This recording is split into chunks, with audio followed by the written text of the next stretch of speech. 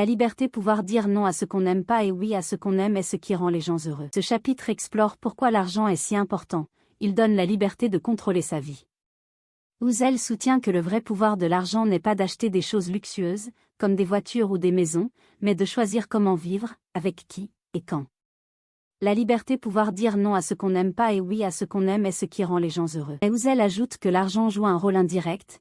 Il donne la liberté de passer du temps avec les gens qu'on aime, dans des conditions qu'on choisit. Par exemple, quelqu'un qui déteste son travail, mais ne peut pas le quitter à cause des factures, n'a pas cette liberté. À l'opposé, quelqu'un qui a économisé assez peut dire « Je quitte ce travail, je passe plus de temps avec mes enfants, ou je voyage ». Ouzel explique que son père n'était pas riche au sens des milliardaires, mais il avait assez pour choisir sa vie, ce qui est la vraie richesse. La vraie liberté vient de l'argent non dépensé, celui qui reste sur un compte d'épargne ou dans des investissements car il donne des options pour l'avenir. Ouzel insiste sur l'importance d'économiser, même sans but précis. Par exemple, avoir 10 000 $ sur un compte peut permettre de quitter un travail toxique, de déménager, ou de prendre un congé pour se former.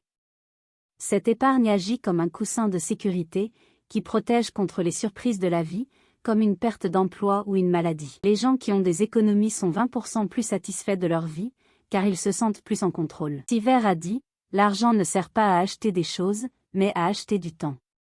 Ouzel explique que cette liberté est plus précieuse que n'importe quel objet. Ouzel conclut que l'objectif de l'argent devrait être la liberté, pas la richesse pour la richesse. Économiser, même de petites sommes, et investir pour le long terme donne cette liberté. Cela ne demande pas un gros salaire, mais de la discipline pour vivre en dessous de ses moyens et garder une marge pour l'avenir.